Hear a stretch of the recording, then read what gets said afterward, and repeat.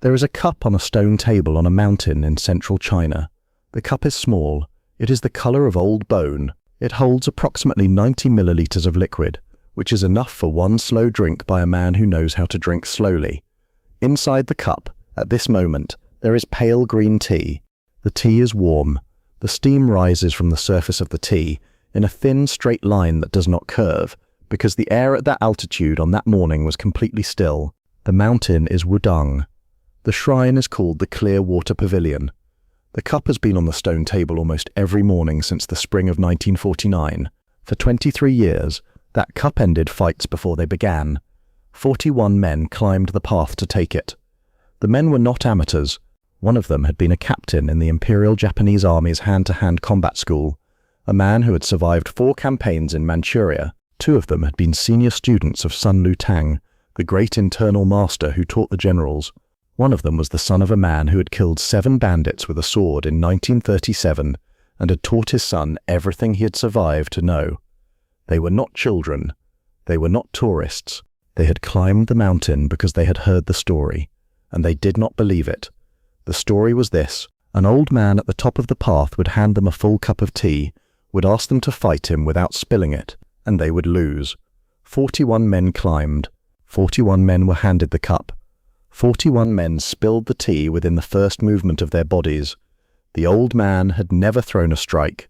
He had never blocked one. He had simply stood, holding his own empty cup, watching them fail. On the morning of April 17, 1972, at 5:47 a.m., a 135-pound Chinese man from Hong Kong climbed the same path. He bowed at the same gate. He was handed the same cup. He did something none of the 41 had done. This is the story of what he did, and what the old man said to him afterward, and what was inside the small wooden box that the old man placed in his hands before he walked back down the mountain. To understand what happened at the Clear Water Pavilion on the morning of April 17th, you have to understand the mountain, the man on the mountain, and the letter that arrived in Hong Kong 6 weeks earlier. Wudang Mountain has been a Taoist holy site since the 8th century. By 1972, most of the larger monasteries had been damaged or closed during the Cultural Revolution. Soldiers had come up the main paths. Statues had been broken. Texts had been burned. But the small shrines, the ones too remote, too unimportant, too unworthy of state attention, had mostly been left alone. The Clear Water Pavilion was one of these. The path to it required 6 hours of walking from the nearest village, including 3 sections where the trail narrowed to a width of 17 inches, with a 400-meter drop on the right side. The soldiers had not climbed it. The soldiers had no reason to climb it. There was nothing there. There was only an old man who poured tea. His name was Master Wén Lǎo. Wén means warmth. Lǎo means old. He had arrived at the shrine in 1949, at the end of the Civil War. He was already old then. The villagers below could not remember a time when he had not been there. He grew his own vegetables in a small terrace beside the shrine. He carried his own water from a spring 47 meters below the pavilion. He fixed his own roof every autumn before the snow came. He spoke to perhaps 4 people each year, usually the boy from the village who brought him salt and rice in exchange for a small bag of dried tea leaves. He had no students. He had no titles. He had no school. He had a cup. The first man came in the autumn of 1949. He was the former bodyguard of a Kuomintang general who had fled to Taiwan. The bodyguard had stayed behind. The bodyguard had heard from somebody in the village that there was an old man on the mountain who claimed to teach a martial art without teaching. The bodyguard climbed the path. He arrived at the gate. He was greeted by Master Wén, who bowed, who walked to the stone table, who poured a cup of tea from a clay pot, who lifted the full cup in both hands, palms up, and who said 7 words in classical Chinese. Da Wo, Bu Sa Cha, fight me, do not spill the tea. The bodyguard laughed. The bodyguard was 27 years old and had killed 11 men. He took the cup. He attacked. The tea spilled inside the first half second. The bodyguard, mid-strike, found that his right wrist had encountered a current of air where Master Wén had been, and his left foot was no longer where he had placed it, and his center of gravity was 3 inches forward of his hip. He fell. The cup was still in his hand. The tea on the stone was still warm. Master Wén bowed and went back inside. 40 more challengers came across the next 23 years. The result was identical every time. The men were skilled. The men were prepared. The men were sometimes terrified, sometimes arrogant, sometimes humble. The tea spilled regardless. By 1968, the story had begun to travel. I heard it twice, once from a Chinese opera singer in 1965, who had heard it from a herbalist, who had heard it from a porter who had carried rice up the mountain in 1962 and had witnessed the encounter from the path below. Once from a Hong Kong journalist in 1969 who had hiked the lower paths of Wudang and returned with the legend but without the courage to climb the last 2 hours to the shrine. Both versions ended the same way. No one has taken the cup without spilling it. I dismissed both versions. Legends accumulate the way moss accumulates on a stone. They cover the stone, but they are not the stone. Then, in March of 1972, the letter arrived. It came to my office on Hong Kong Island. The envelope was rice paper. The handwriting was old, the kind of handwriting that had been taught in the 1890s and abandoned by the 1920s. The wax was real, deep red, sealed with the impression of a single character carved by a thumbnail rather than stamped by a metal seal. The character was Wén. Inside the envelope, on a single sheet of folded rice paper, there were 2 lines. The tea has been poured for you since 1968. Come before the cup goes cold. I read the letter 4 times. The handwriting was the handwriting of an old man. The seal was unfamiliar. The date inside was not signed, and the words since 1968 did not make sense, because in 1968 I had not yet been famous outside Hong Kong. The big boss was 3 years away. Enter the Dragon was 4. There was no reason for an unknown shrine master on a mountain 600 miles from my city to have been pouring tea for me every morning for 4 years. I showed the letter to no one. I bought the train ticket the same week. I arrived at the village at the base of Wudang on the evening of April 15th. The village was small, 40 houses, 2 restaurants, 1 inn. The inn had 3 rooms. I took the smallest one. It cost me 1 yuan and 40 fen for 2 nights. The innkeeper was a woman of perhaps 65. She had a face that had not smiled in a long time, but had not forgotten how. She brought me a bowl of noodles. She watched me eat. When I had finished, she asked me in soft Mandarin where I was going. I said the shrine on the mountain. She did not answer for several seconds. Then she said, "Many have asked. None have returned with anything to say." I asked her how long she had lived in the village. 65 years, she said, my whole life. I asked her how many men she had seen climb to the shrine in those 65 years. She thought about it. She counted on her fingers. She lost count and started again. Finally she said, 41 perhaps 42. The last one came in the autumn of 1970. He had been a soldier. He did not return for 2 days. When he returned, he did not speak to anyone. He drank 1 bowl of wine in this room. He left the next morning. He did not pay for the wine. I did not ask him to. I asked her what she thought happened on the mountain. She looked at me for a long time before she answered. "I think," she said, "the old man asks them a question they cannot answer, and I think when they come back down they are still trying to answer it." I slept 4 hours that night. I left the inn at 11:30 p.m. on April 16th. I carried a small lantern, 1/2 kilogram of dried fruit, a flask of water, and the letter folded inside my jacket against my chest. I wore soft shoes. I wore 1 layer of cotton beneath 1 layer of wool. The temperature on the path was 11 degrees Celsius at the base and 4 degrees Celsius at the top. The path began wide. It became narrow within the first hour. By 2 a.m. I had reached the first of the 3 sections where the trail was 17 inches across, with a 400-meter drop on the right side. The mist was thick. I could not see the bottom. I did not look. I walked through it at the same speed I had walked the village road, because to slow down was to think about the drop, and to think about the drop was to fall. At 4:30 a.m. I reached the second narrow section. I walked through it. At 5:15 a.m. I reached the third. I walked through it. The mist began to thin. The first light of the eastern sky appeared above the ridge, a thin band of grey before it would become silver, before it would become gold. At 5:31 a.m. I reached the gate of the Clear Water Pavilion. The gate was a wooden frame, weathered grey with no door. Beside it, set into the stone of the path, was a basin of rainwater for washing the hands of arriving visitors. The basin was old. The carving around its rim was a pattern of clouds and water, the 2 elements that Taoist iconography uses to describe the same principle. I washed my hands. I removed my shoes. I waited. At 5:47 a.m., the paper window of the main hall slid open. An old man stepped out. He was 5 feet 4 inches tall. His beard reached his chest, and it was the color of bleached cotton. His hands, hanging at his sides, were stained brown to the wrists from 47 years of pouring tea. He wore a robe of undyed hemp, washed so many times that the fibers had softened to the texture of silk. He carried a small clay pot in his left hand. He carried an empty ceramic cup in his right. He looked at me for 11 seconds without speaking. Then he bowed. I bowed deeper. He walked to the stone table between us. He set down the cup. He raised the clay pot. He poured. The tea was pale green, almost yellow at the edges where the sunlight caught it. The steam rose in a thin, straight line. He filled the cup past the rim, not above the rim, but at the rim, where the surface tension of the water held the liquid in a small dome 2 grains of rice high. It was a level no normal hand could carry without spilling. He picked up the cup. He held it out to me in both hands, palms up. He spoke 7 words in classical Chinese. His voice was very soft. Dawo, Busar Cha, fight me, do not spill the tea. 41 men had heard those 7 words. I took the cup. The weight of the cup was 47 grams. The weight of the tea was 31 grams.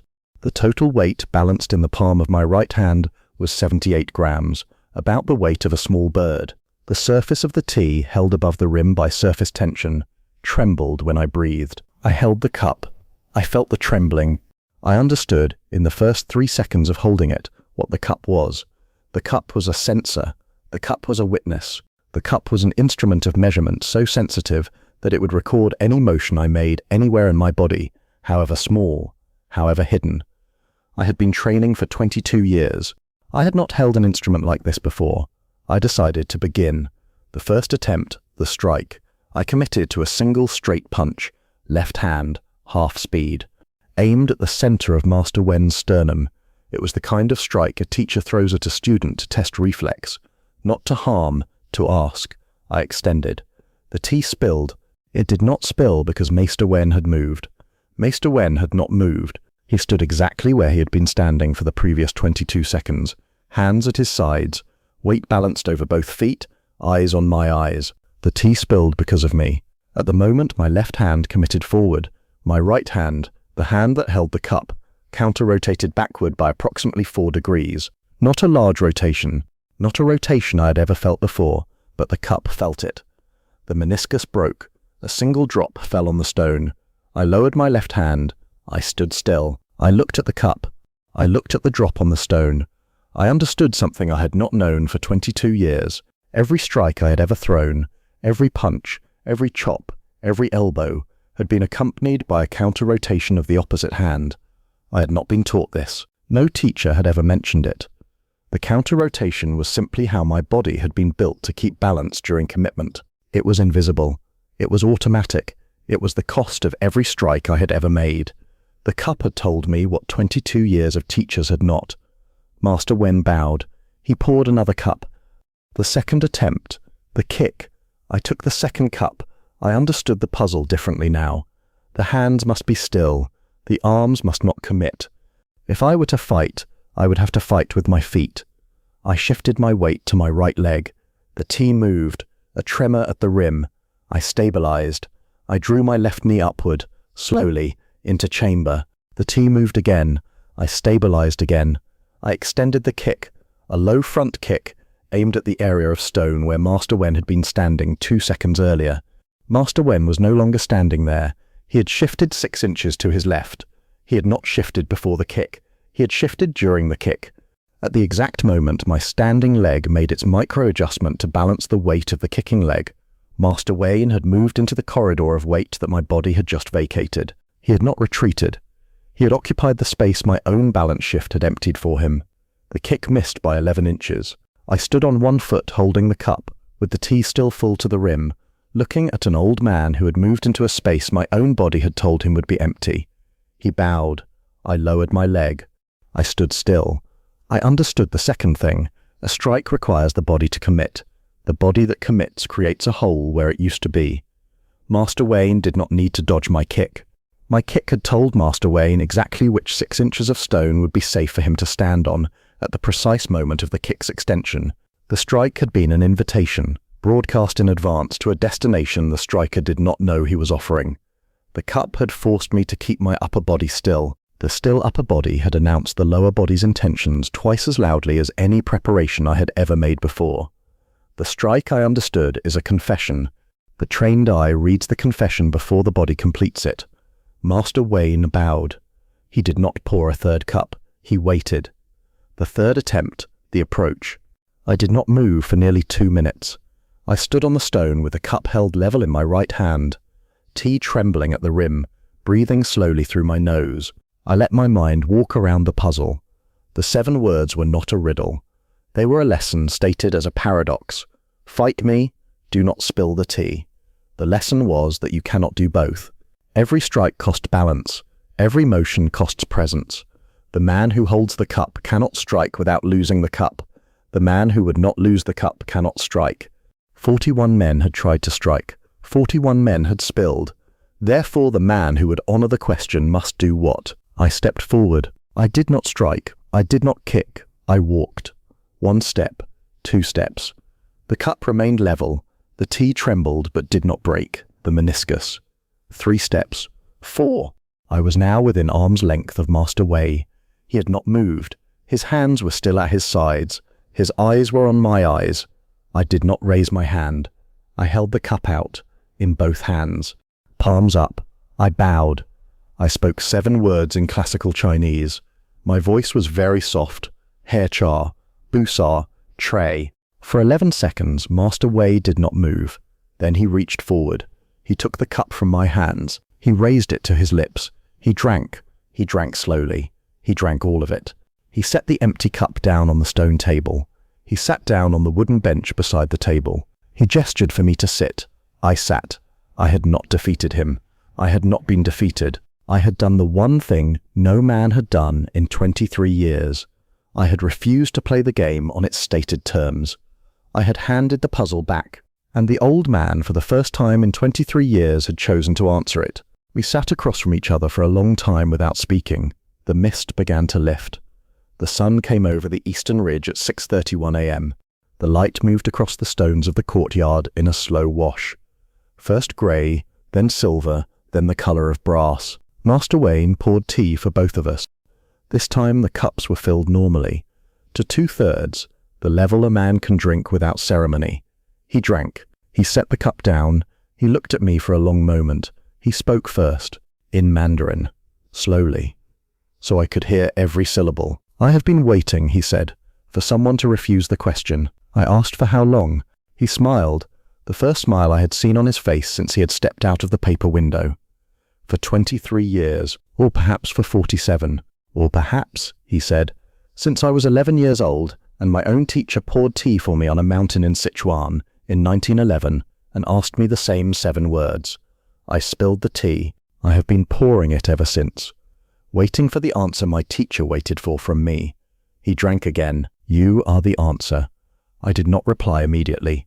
I needed to ask the question that had brought me from Hong Kong, the question that the letter had planted in my chest 6 weeks earlier, and that had walked up the mountain with me through the dark. Why?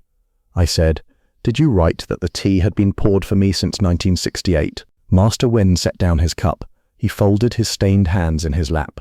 In the spring of 1968, he said, a student of mine, one of the few I taught, visited Hong Kong. He went to see a young man teaching in a small studio on the 2nd floor of a building above a fish market. The young man was teaching the children of factory workers. The young man did not advertise. The young man did not boast. The young man taught the children to move like water and to think like still water. My student watched for 3 weeks. He wrote me a letter. He paused. My student said, I have seen the man who will answer the cup. I did not breathe. I did not believe him, Master Wén said. I had been disappointed many times. I had poured tea for 41 men. I poured the tea again the next morning, because my student had asked me to. I poured it the morning after. I poured it every morning for the next 4 years. I did not believe. But I poured.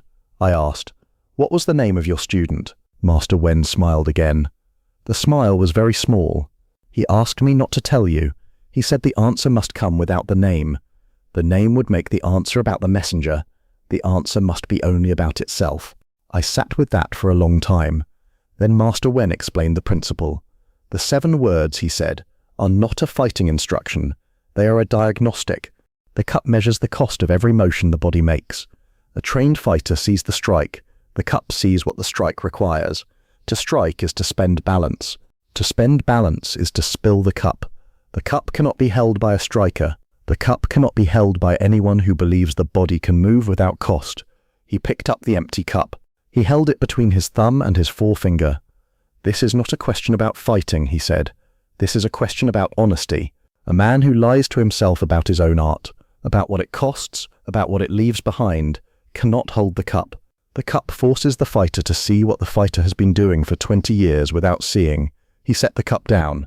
You cannot strike, he said, and stay whole at the same time. Every strike costs a piece of you. The cup remembers what the body forgets. I wrote one sentence in the small notebook I carried in my jacket. Master Wén watched me write it. When I had finished, I turned the notebook around and showed it to him. He read what I had written. He nodded. He stood. Master Wén walked through the paper window of the main hall. I heard him moving inside. Small sounds, the opening of a wooden lid, the rustle of cloth. He was gone for perhaps 4 minutes. When he returned, he was carrying a small wooden box. The box was 18 centimeters long, 12 centimeters wide. The wood was plain, unvarnished, the color of old honey. There was no carving. There was no inscription. The lid was held in place by a single brass hook. He set the box on the stone table between us. He opened it. Inside, wrapped in white silk, was a single ceramic cup. It was identical to the cup I had just held. The same color, the same weight, the same shape, but this one was older. The glaze had the faint cracking that ceramic acquires after 30 or 40 years of use. This, he said, is one of the cups I poured for you in 1968. It has been waiting 4 years to leave the mountain. He pushed the box toward me.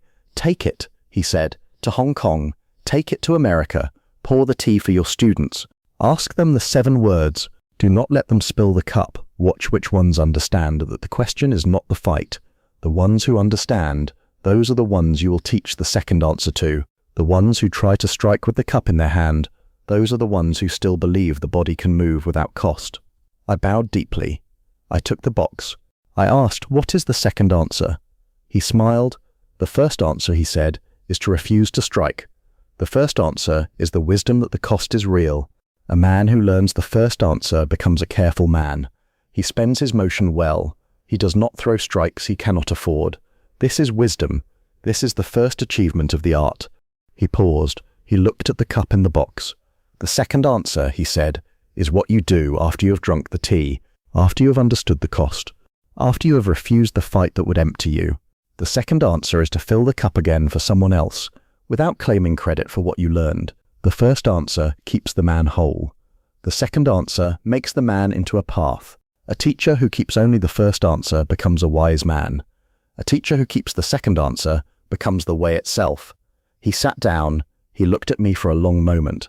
I will not see you again, he said. My body is old.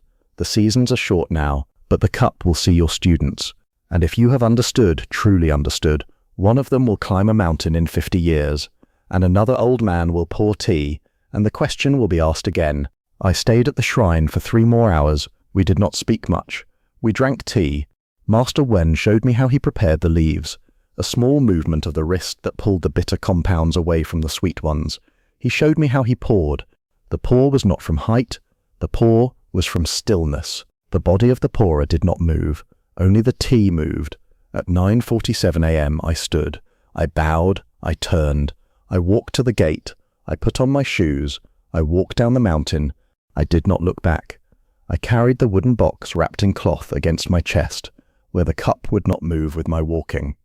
I reached the village at 3:30 p.m. The innkeeper was standing in the doorway when I arrived. She looked at me strangely. She looked at the box against my chest. Did you find the shrine? She asked. I nodded. And what did you bring back? She asked. I looked down at the box. A question, I said. I paid for my room. I paid for the wine the soldier in 1970 had not paid for. 2 yuan. I walked to the train station. I went home. Between April 1972 and July 1973, I poured the tea 4 times. The first pour was for a senior American karate champion who had asked me to teach him the real thing. He had crossed an ocean, he had brought his belt, and a recommendation from a man I respected. I poured. I spoke the 7 words in English. Fight me. Do not spill the tea. He laughed. He attacked. The tea spilled in the first half-second. He stood looking at the wet stone for a long time. He did not return. He never wrote. The second pour was for a young Filipino Eskrima practitioner who had traveled to Los Angeles to meet me. He held the cup for 9 minutes without moving. He did not strike. He did not approach. He stood. He held. The trembling at the rim of the cup never broke the meniscus because he had stopped breathing through his chest and was breathing only through his nose, and his body had become so still that the cup forgot it was being held. Finally, he set the cup down on the table, still full, and said, "Sifu, I cannot solve this. I am sorry." I told him, "You have already solved the first part. You have understood that the answer is not to strike. Come back when you have solved the second." He bowed. He returned to Manila. He came back in 1973, 2 months before I died, and we spoke for an evening. I will not say what he understood by then. The answer was his. The cup is also his now. He is alive in the Philippines as I am telling this. He has poured the tea 17 times in the years since. Twice the answer has come back to him.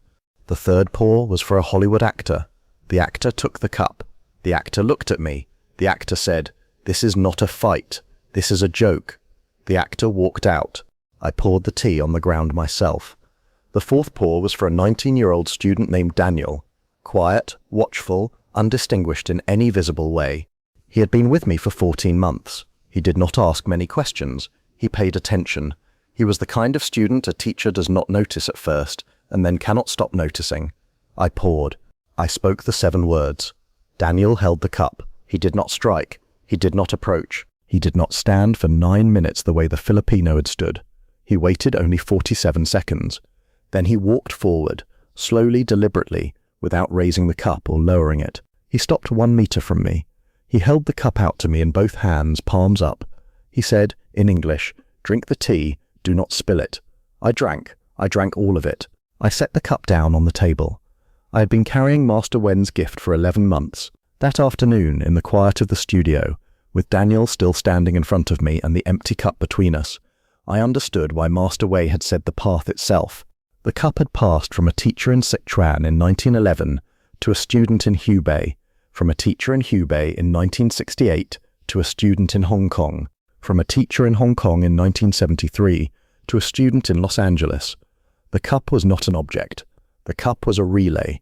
I died on July 20th, 1973. The wooden box was among my personal effects. The cup inside was wrapped in white silk, unbroken, with no inscription. My family did not know what it was. They kept it. They put it in a storage box. It sat in the storage box for 6 years. In 1979, the box was given to Daniel. He kept it for 34 years. He poured the tea 7 times in those 34 years. 2 of the 7 understood. He does not name them. I will not name them either. Their names are not the point of the story.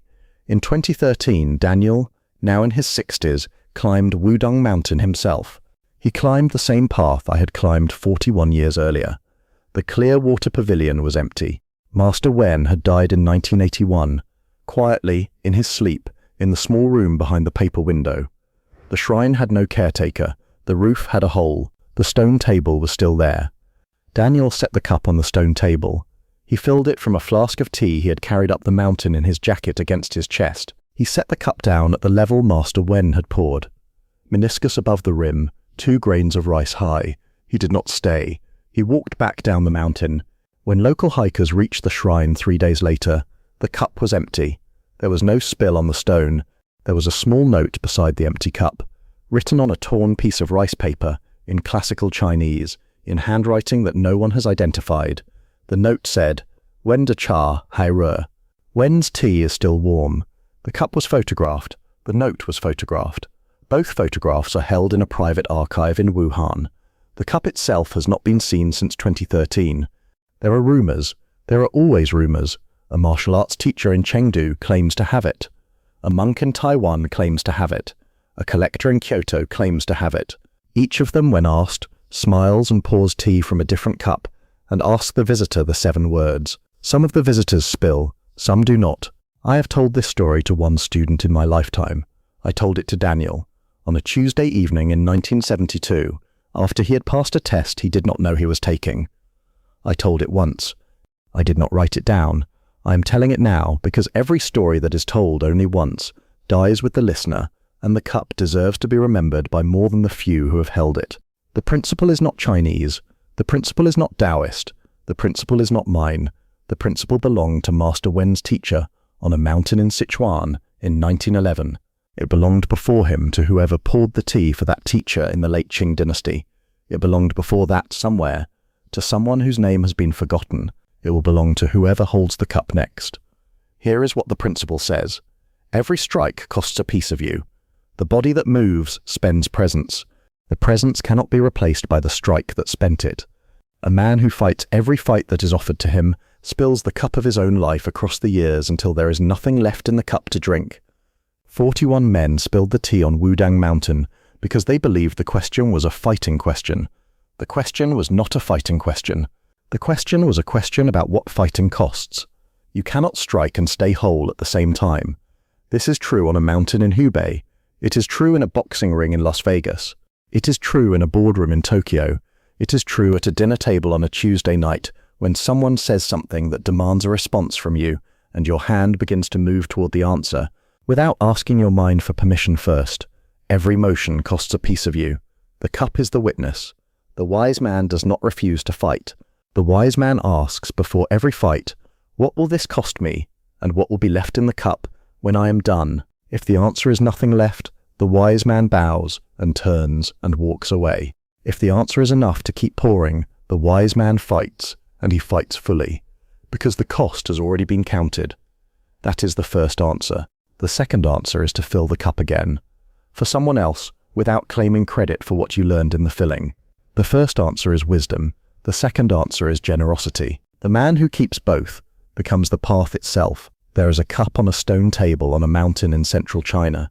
The cup is small. It is the color of old bone. It holds approximately 90 milliliters of liquid, which is enough for one slow drink by a man who knows how to drink slowly. Inside the cup, at this moment, there is pale green tea. The tea is warm. The steam rises in a thin straight line that does not curve. The shrine is empty. There is no one at the gate. There is no one in the main hall. The paper window is closed. The tea is still warm. It has been warm since 1683. It will be warm tomorrow. It is waiting for the next person who climbs the path.